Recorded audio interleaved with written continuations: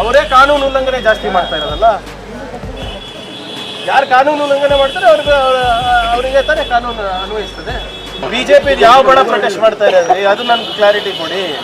ವಕ್ತು ಒಂದು ಬಡ ಮಾಡ್ತಾರೆ ಅಂತ ಹೇಳಿದ್ರು ಮಾಡಿಲ್ಲ, ಇನ್ನ ಒಂದು ಯಾವುದೋ ಬೇರೆ ದರ ಏರಿಕೆ ಬಗ್ಗೆ ಮಾಡ್ತೀನಿ ಅಂತ ಮಾಡಿಲ್ಲ.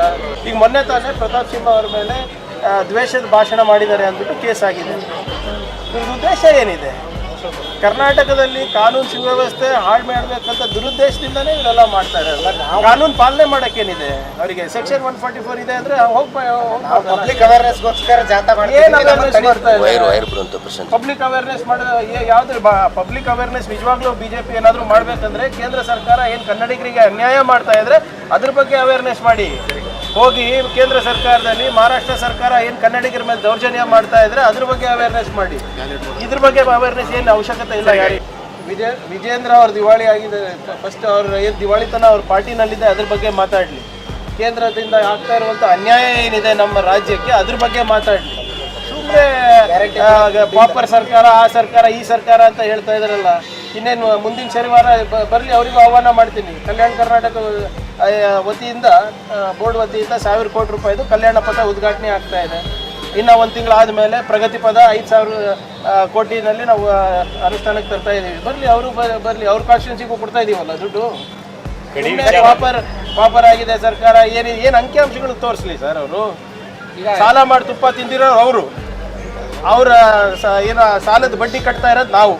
ಕರ್ನಾಟಕದಲ್ಲಿ ಪಂಚಾಯತ್, ಇಡೀ ದೇಶದಲ್ಲಿ ಕರ್ನಾಟಕ ಪಂಚಾಯತ್ ರಾಜ್ನಲ್ಲಿ ನಂಬರ್ 1 ಇದೆ. ಯಾರನ್ನ ಕೇಳಿದ್ರ ನನಗೆ ಚೆನ್ನಾಗಿ ಮಾಡಿದಿರಾ ಸರ್ ಕೆಲಸ ಅಂತ ಒಬ್ರು ಹೇಳಿಲ್ಲ ನನಗೆ. This video is sponsored by Mahalakshmi Jewelers, Manu Multispeciality Hospital, KBN University, Imran Silk House, Bharat Chicken, Al-Sharia Group of Institutions, and by Moria Restaurant. 144 ಹಾಕಿದ್ರೆ ನಮಗೆ ಪ್ರೊಟೆಸ್ಟ್ ಮಾಡೋಕ್ಕೂ ಅವಕಾಶ ಕೊಡ್ತಿಲ್ಲ.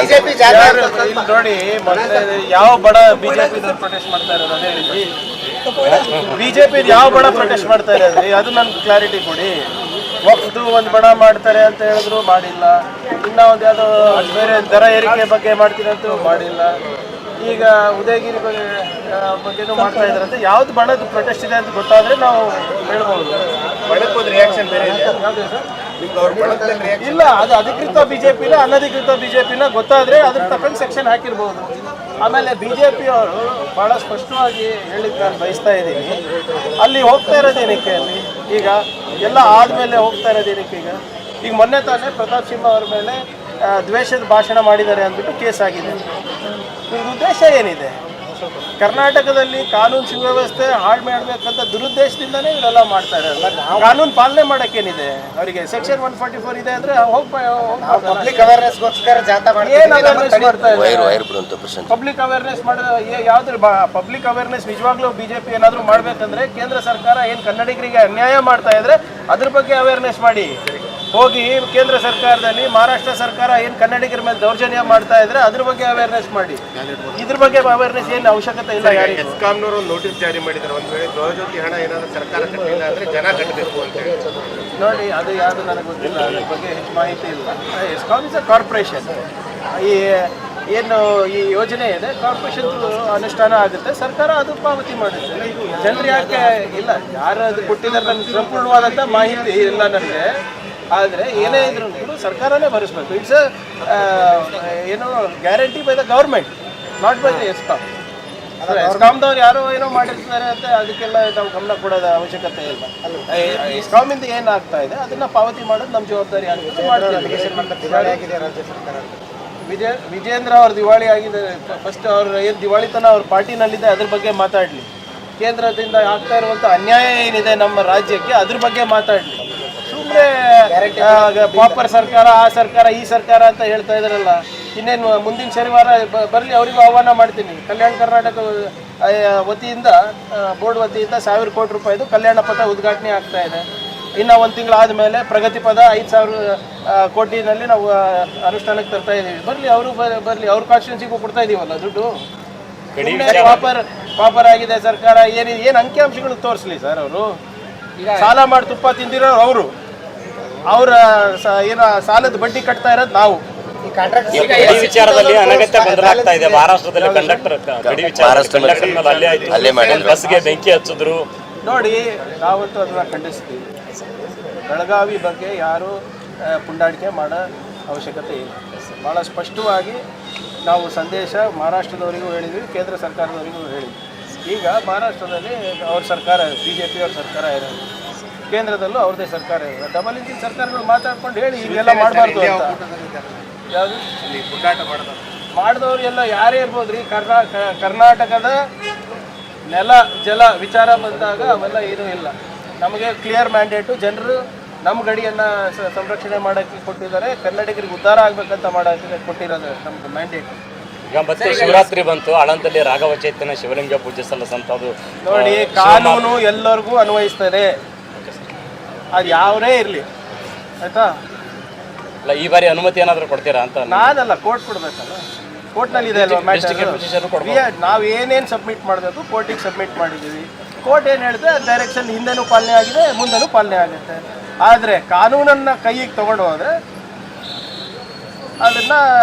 ಅದರದ್ದು ಪ್ರತಿಫಲ ಇದೆ. ಹೌದು, ಅವ್ರಿಗೆ ಅಷ್ಟೇ ಇರೋದು. ಅವರೇ ತಾನೇ ಯಾವಾಗಲೂ ನೋಡಿ, ಅವರೇ ಕಾನೂನು ಉಲ್ಲಂಘನೆ ಜಾಸ್ತಿ ಮಾಡ್ತಾ ಇರೋದಲ್ಲ.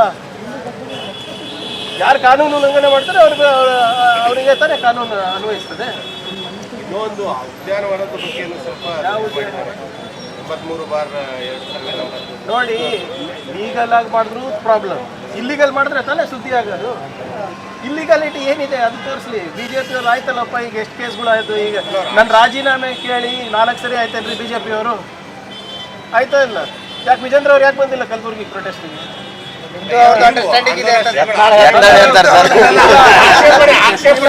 ನೀವು ನಂಬ್ತೀರಾ? ವಿಜೇಂದ್ರ ಅವ್ರು ಹೇಳ್ಬಿಡ್ಲಿ ಪ್ರಿಯಾಂಕರ್ಗೆ ಜೊತೆ ಅಂಡರ್ಸ್ಟ್ಯಾಂಡಿಂಗ್ ಇದೆ. ವಿಜೇಂದ್ರ ಅವ್ರ ಬಗ್ಗೆ ಇರ್ಬೋದು, ಏನೇ ಫ್ಯಾಕ್ಟ್ ಇಸ್ ಫ್ಯಾಕ್ಟ್. ಅವರ ಅಫಿಡವಿಟ್ ಬಗ್ಗೆ ಯಾರು ರೇಸ್ ಮಾಡಿದ್ರಿ? ಯಡಿಯೂರಪ್ಪ ಅವ್ರ ಪಾಕ್ಸ್ಕೋ ವಿಚಾರ ಬಗ್ಗೆ ಯಾರು ರೇಸ್ ಮಾಡಿದ್ರಿ? ಇದು ಅಡ್ಜಸ್ಟ್ಮೆಂಟ್ ಅಂತಾರ? ಅದಕ್ಕೆ ಇರ್ಬೋದು, ಯಾರಿಗೂ ಗೊತ್ತಾಗ. BJP ಕೇಳಿ ನೋಡಿ, BJP ಅವರೇ ಅವರು ಅಸಮರ್ಥರು, ಅವ್ರ ನಾಯಕತ್ವದಲ್ಲಿ BJP ಉಳಿಯಲ್ಲ, ಯಡಿಯೂರಪ್ಪ ಅವ್ರು ಯಾವ ಸ್ಟೇಜು ಹತ್ತಬಾರ್ದು ಅಂತ BJP ಅವ್ರು ಹೇಳಿದ್ದು. BJP ಅವ್ರ ಪ್ರಶ್ನೆಗೂ ನಾನೇ ಉತ್ತರ ಕೊಡ್ಬೇಕಂದ್ರೆ ಹೆಂಗೆ ಸರ್? ನಂದು ಕೇಳಿ ನಾನು ಹೇಳ್ಬೋದು.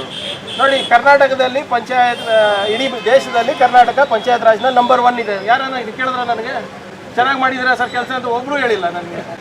ಬರೇ ಯಾವನೋ ಸ್ವಾಮೀಜಿ ಅಂತ, ಇವ್ರು BJP ಅಂತ, ಇವ್ರು ಬಿಟ್ಟು ಬೇರೆ ಏನು ಕೆಲಸ ಇಲ್ಲ ಪರಿಹಾರ ಕೊಡಬೇಕು. ನೋಡಿ, ಮತ್ತೊಮ್ಮೆ ಉಚ್ಚಾರ ಮಾಡ್ತಾ ಇದ್ದೀನಿ, ನೆಟ್ಟೆ ರೋಗ ಅಲ್ಲ ಅದು. ಏನು ಡೀಪ್ ರಾಟ್ ಅಂತ ಏನು ಹೇಳ್ತಾರೆ ಅದು ನೋಡಿ, ಯಾರು ಇನ್ಶೂರೆನ್ಸ್ ಒಳಗಾಗಿಲ್ಲ ಅವ್ರಿಗೆ ಮಾತ್ರ ತೊಂದರೆ ಆಗ್ತಾ ಇದೆ. ಇಲ್ಲಿರೋ ಆಗಲೇ 76 ಕೋಟಿ ರೂಪಾಯಿ ಇನ್ಶೂರೆನ್ಸನ್ನು ನಾವು ಕೊಡಿಸಿದ್ದೀವಿ.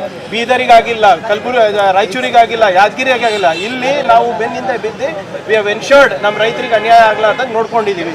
ಮತ್ತೆ ಪ್ರೋತ್ಸಾಹ ಧನನೂ ಕೊಟ್ಟಿದ್ದೇವೆ. ಸೊ ಇದನ್ನ ಏನಿದೆ ನೋಡೋಣ, ಯಾರು ಅನ್ಇನ್ಶೂರ್ಡ್ ಇದ್ದಾರೆ ರೈತರು, ಅದ್ರ ಬಗ್ಗೆ ನೋಡೋಣ. This video is sponsored by Mahalakshmi Jewelers, Manu Multispeciality Hospital, KBN University, Imran Silk House, Bharat Chicken, Alchemy Group of Institutions, and by Moria Restaurant.